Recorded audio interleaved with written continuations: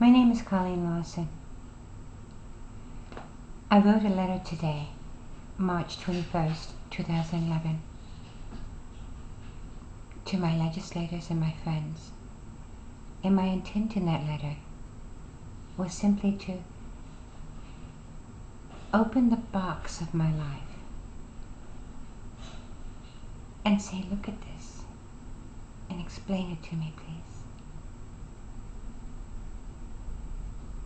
Or look at this and understand. Well, the letter has gotten bigger than I had expected. I had no thought of its length. I simply spoke until I was done. I do understand that my legislators have time crunch, and that those who may be interested have their own schedule and time lengths. So I have made this into a video as well, which is easier for some people to have.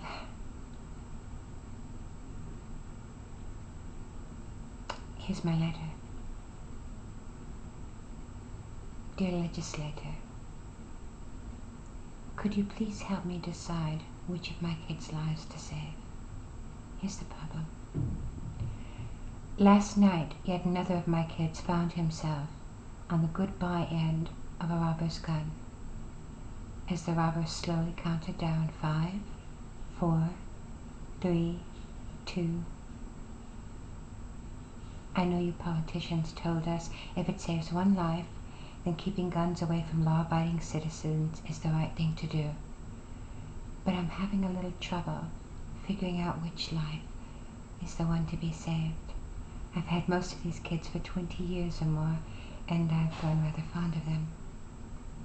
My kid last night, it was his 3rd time facing armed robbers in Chicago, in Illinois. Can you tell me how many times is the right amount of times, and how many is too many? The one last night was at a convenience store at the time. He and his friend had gone to buy a soda, and they hid as the robber stuck his gun in the clerk's face and began the countdown. Do you give classes in hiding, Mr. Legislator? That can't be right, because kids get found anyway, and it's not always easy to stay quiet if your heart is thudding and you're afraid. Maybe you give classes in what to do if you find yourself around a gun. No, that's not right. State Rep Anizette Collins proposed that idea to keep kids safe and to de-glamorize guns, and she was roundly trounced for that idea. Mr. Legislator, all my kids have been robbed at gunpoint in the streets of Chicago. All the young ones who still live here in Chicago. Does that mean that it's better for my kids to live someplace else? No, because you keep telling us that Chicago is a good place to raise your children. Is it best to just stay home? That can't be right either, because the first time he was robbed at gunpoint, it was on the steps of his own house. Maybe being in a group is best. No, that can't be right either. The last time, 3 of my kids had grouped together for safety as they walked home from a friend's house. But their attackers had grouped 2. 3 unarmed victims, 3 armed gunmen, just over 3 blocks from our home, in what used to be one of the 3 safest areas of the city.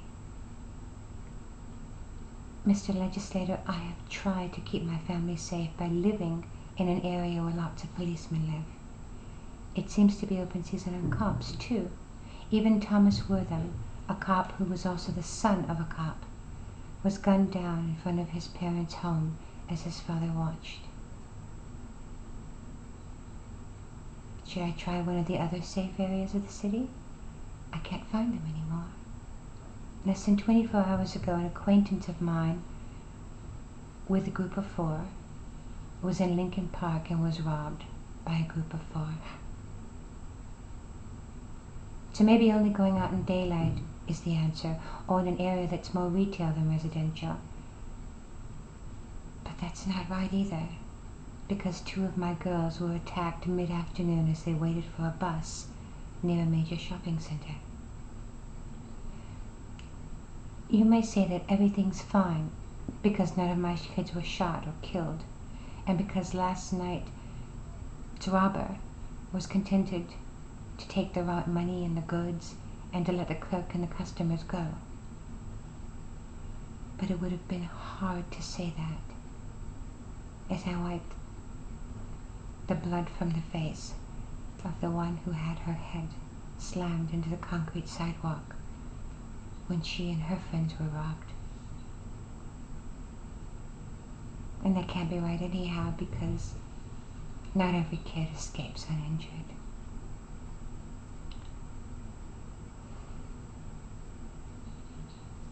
Can you tell me if there's a questionnaire that we give to criminals to determine which ones will be nice and not kill their victims, just hurt them a little or leave them in fear for a while?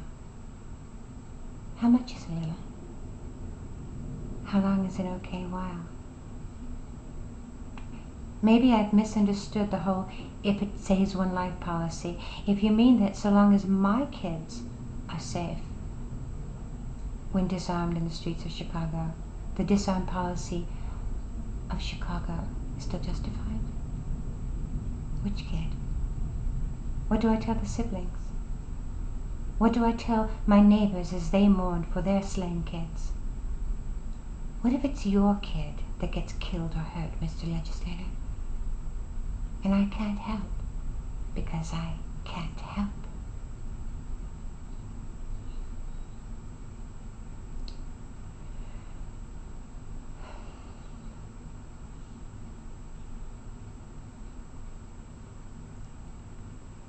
A couple of these kids aren't mine by birth. They just hang out at my house because they feel safe here. Should I tell them to stop feeling safe? To me, they're all my kids, and I tell them every day how valuable they are. One studies daily for her GED. One's in college to be a grade school teacher. One's still in high school. One works 12 hours a day helping underprivileged children. And one's less than a semester away from his law school degree. Should I ease up on the value talk? Should I tell them that, hey, folks die every day, that's just the way it is? Devalue life a little bit so they don't feel there's anything unusual about being a helpless victim? No. That can't be right. Because that is exactly how you grow a criminal. You desensitize him to take away his sense of what's right and what is wrong. You expose him to crime after crime after crime after crime until he sees no hope for the future and learns to be either a victim or to look for victims. And that is exactly how you grow a victim. Let them know that there is no chance of anyone nearby with the ability to help them if they find themselves being attacked. Gee, it sounds like the same thing you tell a would-be attacker, doesn't it? Let them know that they need have no fear of anyone being able to fight back, and they will come. And they do come. And they keep on coming. There are entire blocks in Chicago where street attacks have occurred weekly, Legislator, for years without a single arrest being made. Dear Legislator, please, tell me, what am I to say to my kids today when they ask me why this keeps happening? I really want to know. I don't mean to cut into your busy day. I just want to do what's right. Don't you? Maybe it would be easiest to just share with me what it is that you tell your own kids, and I will share it with mine. I totally understand that your intentions were good when Illinois first believed that criminals would obey the same no-gun laws that law-abidings follow. But what do you tell your kids when they ask you why we have not ripped away that errant foundation as has every other state in America. What do you tell them when they ask you how you will know which of them will be hurt or killed by an attacker, and how you have chosen that to be okay by you? What do you tell your kids when they ask why we elected you and gave some of you the right to conceal carry and others of you an expense protection detail, and nod our heads in submission as you tell the rest of us that you feel that we don't have the same ability to defend ourselves? Criminals know that there are less than 1,000 Chicago cops armed and able to stop them during any shift these days. I personally know thousands of Illinois private citizens who take their citizen responsibilities seriously enough that 34 other states trust them to calmly, competently, and maturely carry concealed firearms as they live their daily lives.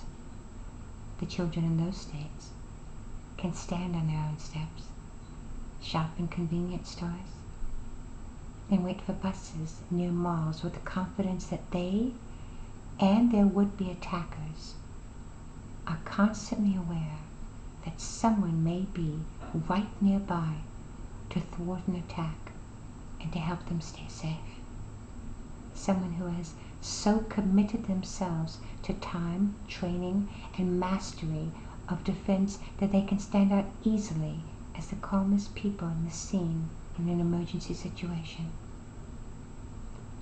But in Illinois, criminals and victims walk our street with only the confidence that unless you, personally, legislator, stand in support of House Bill 148 and bring concealed carry to the lone holdout state of Illinois, no one will ever come to your children's aid if they, like my kids, find themselves at the mercy of attack.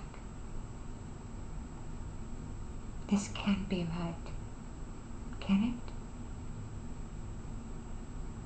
Though I have taken the time to learn and master the calm and skill necessary to defend my family and yours, I cannot personally afford a security detail for my family at this time. If you won't allow me to defend my children and yours in the face of armed attack on the streets of Illinois, will you kindly share your protection detail with my family? My neighbor wants to hear your answer too.